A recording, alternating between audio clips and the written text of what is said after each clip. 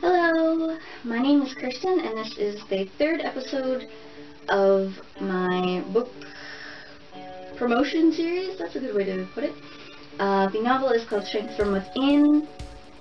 It will be available on Amazon Kindle, hopefully in the late summer. I'm still in the process of editing, so I'm just reading a few pages, one or two, from each story. If you've seen the introduction and the first video, you'll know all this stuff. The second story in my book is called Get Over It. It's about this girl who, I don't always write all stories about girls. There are some guys mixed in too, and I try to have different points of view, so it's not just girls. I know it might seem like that in the beginning. So yeah, it's about this girl who has depression, but she doesn't know it's depression. She doesn't know the word for it, and she lives in a society kind of in a futuristic-ish world where they don't know what it is, they don't want to acknowledge it, they don't see it, and it's just how she deals with it. And really her only solace is her little sister, and she's like the only one that understands, not really understands her, but I guess she's just always there for her. So I didn't want to read the first 2 pages because I really like this one scene. It's just her and her sister just kind of goofing around, and that's kind of the one truly happy moment between them. So hopefully I didn't give too much away, but here it is. Get Over It. First 2 pages. No, not first 2 pages. 2 pages.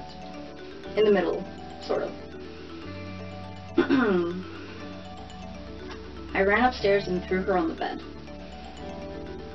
She had a wooden board nailed to the side of it, so she didn't roll out of bed in her sleep. She moved around a lot, and one time we found her under the bed. She had forgotten that her favorite teddy bear, Lancelot, was there. The subconscious mind reunited them. "You're trapped in my lair, tiny wench," I cackled and lifted my hands with curled fingers into the air to celebrate my triumph. "Not for long," she said, oozing with attitude. She laid flat on her bed with her arms crossed and glared at me. "My mighty dragon Larry, with his drool and slimy scales, will crush you with his big foot." I gasped and placed my hands over my mouth. "No, not Larry. He defeated me so easily last time. Didn't think I would ever face him again. I'm not prepared for such a battle. Where is this monster coming from?" "He's behind you in the magic portal." Holly pointed to her closet and I whirled around on my heel. "No, I don't deserve to die a fiery death," I screamed as if I were in pain and collapsed to the ground. I flailed a little and listened to my sister laughing wildly. Her laugh was the most beautiful sound. It's like wind chimes twinkling on a warm summer afternoon. The soft snore of a pet dog lying next to me by a crackling fire. It's the ocean waves hitting the shore.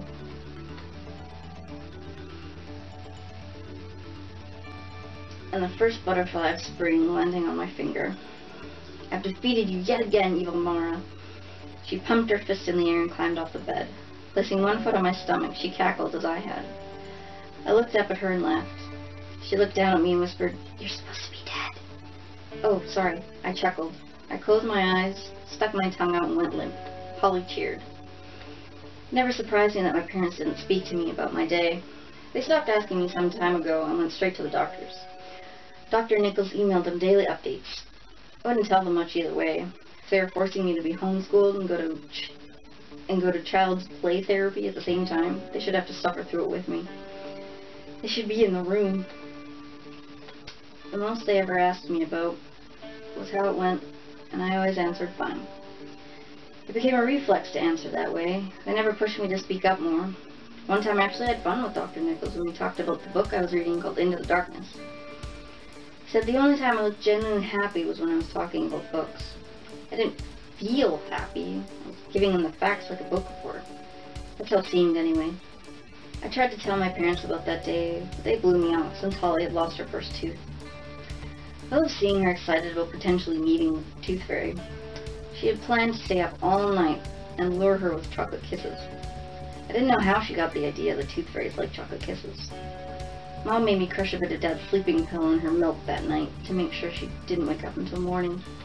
I hated doing that to her, but I admit watching her try to stay awake was hilarious. She could barely walk as I guided her to bed. She didn't let me pick her up. She wouldn't let me pick her up. She was a big kid, and big kids didn't get carried to their rooms. At the end of the day, I laid in bed staring at the ceiling. I started getting flashbacks of the kids in school kicking my stomach. Thank God Bruce has faded. Holly almost saw the lumps. I would have hated myself if I exposed her to that kind of evil at such a young age. I winced and pushed my palms into my gut. I still heard their laughs echoing in my head and could feel the stares and the camera phones on me. Why didn't anyone protect me? I said aloud, startling myself. I was a perfectly nice kid. I didn't talk back to anyone. I took their abuse without fighting. Let them do whatever they wanted to me. I thought that would make them like me. That didn't. The abuse continued, and I was more and more alone, but I did have Holly. Her laugh breathed life into my soul. Mara? I thought I imagined her voice. She was standing in my doorway. I scrambled to get up and kneel down in front of her. What's wrong? Did you have a nightmare? She reached out and touched my cheek. Your face is wet. Did you cry?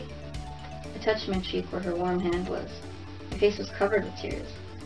I had no idea I was crying. I'm fine, I said abruptly while wiping the tears. I hugged her so she couldn't see me anymore and whispered in her ear. How come you're up? It's way past your bedtime. Are Mom and Dad fighting again? Your room is right beside theirs after all. Did I scare you? Backing away, I touched her cheeks with my fingertips. To check for tears. There was nothing. I cocked my head to the side and furrowed my eyebrows. I stifled laughter while thinking about Dr. Nichols' expressions. Holly shook her head before I could speak again. They didn't scare me this time, you did. There was a strange look on her face, the look I'd never seen from her. There was a hint of fear. There was also concern? What was she concerned about? Was I crying that loudly? What did I do, Holly? I didn't mean to scare you. Let me tuck you into bed. I stood up and grabbed her hand. She pulled away.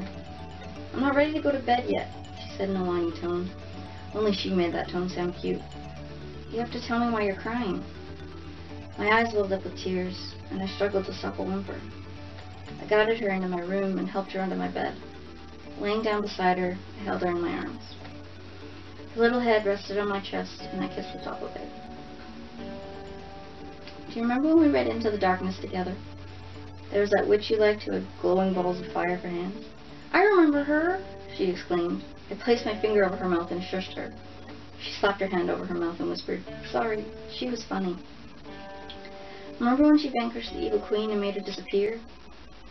It was magic, Holly said with a wondrous expression in her eyes. She was sent to a far-off land where she wouldn't be able to bother anyone again. That's right, I giggled. It amazed me how much she retained in that brain of hers. She remembered nearly every detail of the stories we read. Right now, I wish I was the evil queen. I wish I could vanish into thin air and be sent somewhere no one would be bothered by me. You want to leave? Holly whimpered, and her bottom lip quivered. Did I do something wrong? Well, I will end it there. That is 2 pages of this story. I will also post them on my blog, which all the links can be found below. The next story I will read is called Curious. You will see that soon. Keep an eye out every Wednesday and Saturday for my videos. And any story I read, I will also post the pages on my blog in case you just want to read it for yourself. So I hope you enjoyed it, and thanks for watching. Bye.